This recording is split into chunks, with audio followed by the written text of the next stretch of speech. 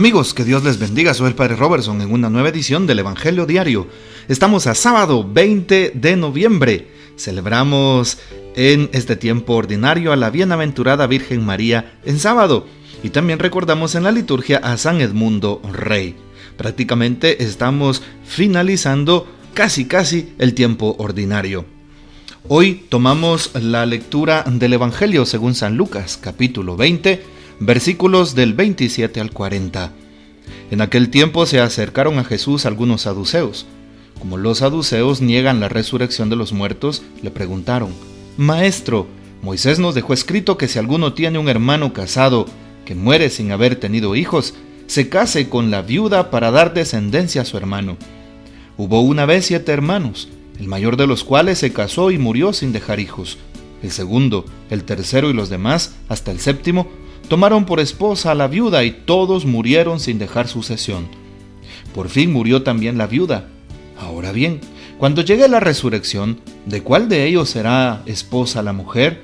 Pues los 7 estuvieron casados con ella. Jesús les dijo: En esta vida hombres y mujeres se casan, pero en la vida futura, los que sean juzgados dignos de ella y de la resurrección de los muertos, no se casarán ni podrán ya morir, porque serán como los ángeles e hijos de Dios, pues Él los habrá resucitado.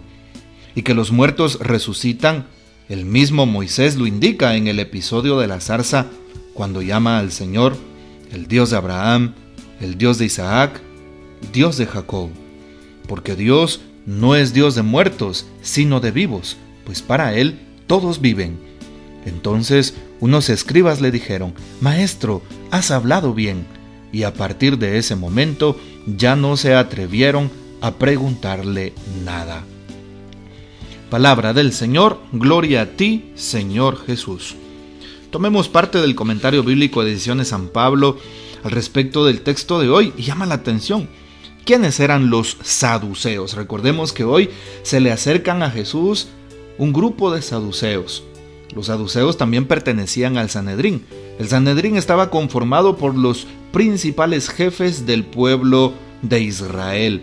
Diferentes grupos, dentro de ellos los fariseos, los saduceos, los maestros de la ley, los ancianos del pueblo. Y dentro de estos ancianos y maestros de la ley, por ejemplo, estaba el famoso José de Arimatea. Por ejemplo, Nicodemo era otro, por ejemplo. Bueno, para que nos demos cuenta. En fin, ¿qué podemos decir? Los saduceos pertenecían a las clases altas de la sociedad. Eran liberales en algunos aspectos sociales. Eran conciliadores con los romanos, pero se mostraban muy conservadores en otros. Por ejemplo, de los libros del Antiguo Testamento, solo aceptaban los libros del Pentateuco, es decir, la Torá, o lo que nosotros conocemos como los primeros 5 libros de la Biblia: Génesis, Éxodo, Levítico, Números y Deuteronomio. Para que nos podamos ubicar, les comento estos nombres. Bueno, pues aceptaban, como repito, los libros del Pentateuco y no las tradiciones de los rabinos, o más conocida como la Mishnah, la tradición del mundo judío. No creían en la existencia de los ángeles y de los demonios, y tampoco en la resurrección. Al contrario de los fariseos, que sí creían en todo esto y se oponían a la ocupación romana. Por lo tanto, no nos extraña que cuando Jesús confunde con su respuesta a los saduceos, unos letrados le aplauden diciendo: Bien dicho, maestro. Si nos damos cuenta, así termina el texto, alabando a Jesús. Has hablado bien, maestro. Bueno, ¿qué podemos manifestar al respecto de este grupo? Los saduceos no creen en la resurrección y se acercan a Jesús para ponerlo a prueba, pues niegan la resurrección de los muertos y entonces le ponen a Jesús una trampa a través de una historia, a través de una comparación, de una parábola.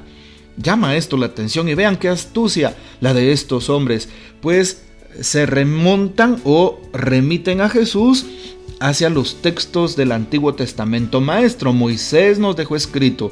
Hablan del Antiguo Testamento, ¿sí? Si alguno tiene un hermano casado y se muere sin haber tenido hijos, se case con la viuda para dar descendencia.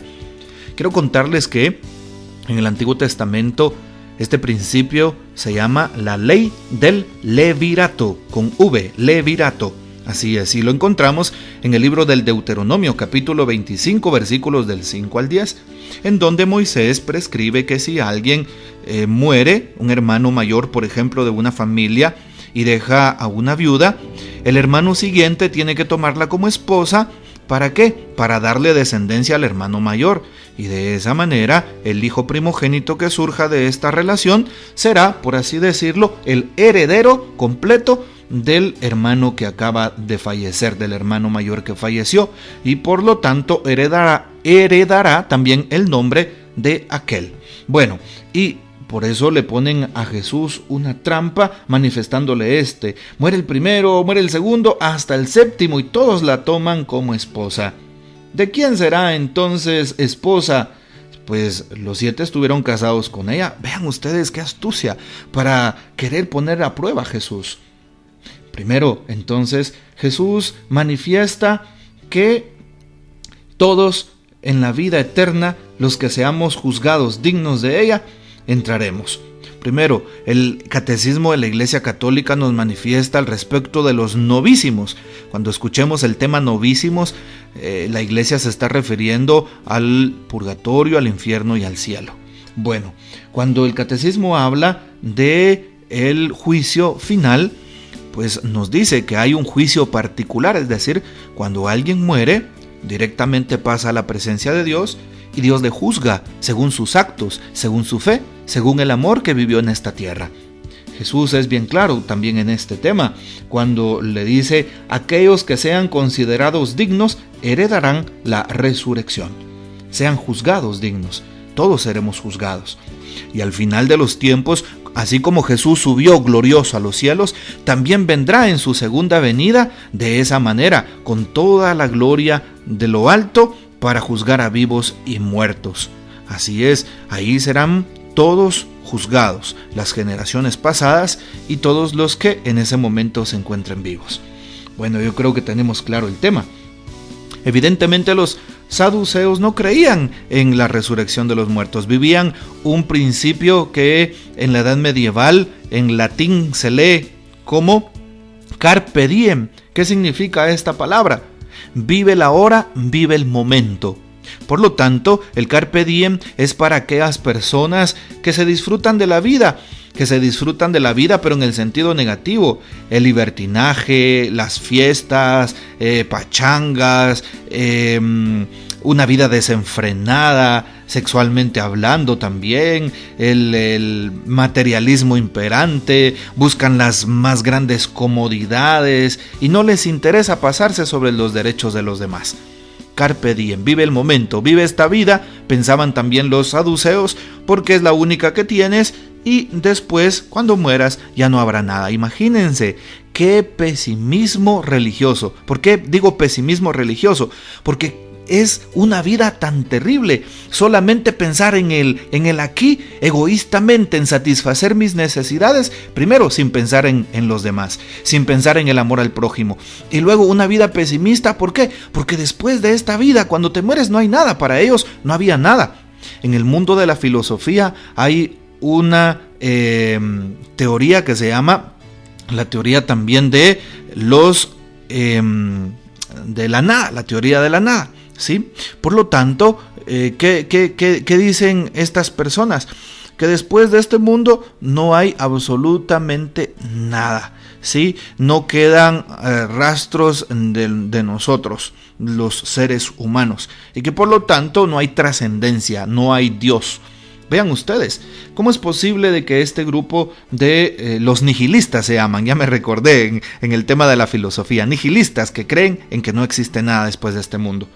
Bueno, vean ustedes cómo, hasta dónde caen los saduceos. Si no crees que después de esta vida hay algo mejor, entonces no creen en Dios. Creen solo una parte de la escritura. ¿Qué sentido tiene entonces ser unas personas que utilicen a su conveniencia los textos bíblicos? Por eso es importante el tema de hoy, porque Jesús deja claro que existe la resurrección. Es más, nos damos cuenta más adelante en San Juan capítulo 11, 17, que Jesús, cuando va al sepelio de Lázaro murió, Jesús va, consuela a Marta y le dice: yo soy la resurrección y la vida. El que haya muerto y cree en mí vivirá, y el que está vivo no morirá para siempre. ¿Crees esto?, le dice a Marta. Bueno, también a nosotros Jesús nos enseña que Él es la resurrección y la vida, como dice el Apocalipsis, el alfa y la omega, el principio y el fin de las cosas. Por eso no dudemos de la existencia de Dios, no dudemos de su presencia en nosotros, incluso en nuestras dificultades, problemas y cuestiones adversas, y tampoco dudemos de que existe la resurrección después de este mundo. Eso sí, seremos evaluados en el amor, como dice el padre de los carmelitas, San Juan de la Cruz, seremos evaluados en el amor. Por eso hoy le pedimos a Jesús que nos ayude a fortalecer nuestra fe y a trabajar con nuestro testimonio de vida desde la misericordia y la caridad con el prójimo para ganarnos un pedacito del cielo.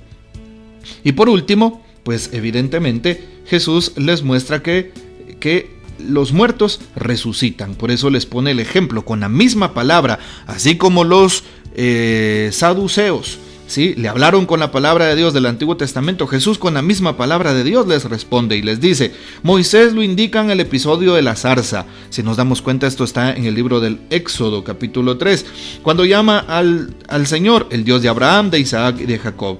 Dios no es un Dios de muertos, sino de vivos. Creamos en la resurrección. Estamos invitados a creer en la resurrección. Claro que sí, Jesús resucitó. Si Cristo no hubiera resucitado, vana sería nuestra fe, dice San Pablo. De todas las culturas, de todas las religiones, en ninguna de ellas se habla de resurrección.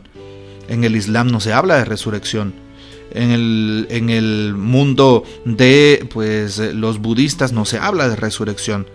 Solamente nuestros padres en la fe, los hebreos, es decir, los judíos, y el cristianismo, sí, que llevamos una misma, por así decirlo, herencia del Antiguo Testamento, pues hablamos del tema de la resurrección. Y es más, en el mundo cristiano Jesús es muestra de que los muertos pueden resucitar si creen en el Dios vivo y si cambian su vida, si abrazan a Jesús y si los sacramentos son el fundamento de su existencia.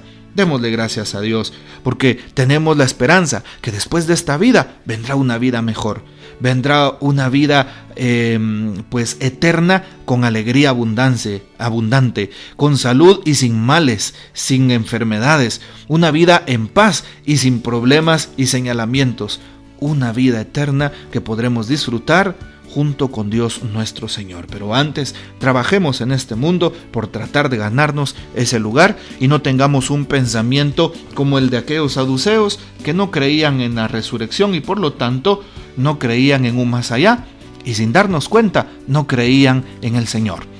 Por así decirlo, no confiaban plenamente en Dios que todo lo puede.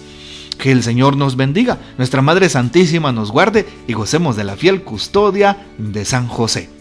Y la bendición de Dios Todopoderoso, Padre, Hijo y Espíritu Santo, descienda sobre ustedes y permanezca para siempre. Amén. Hasta mañana. Comparte este audio.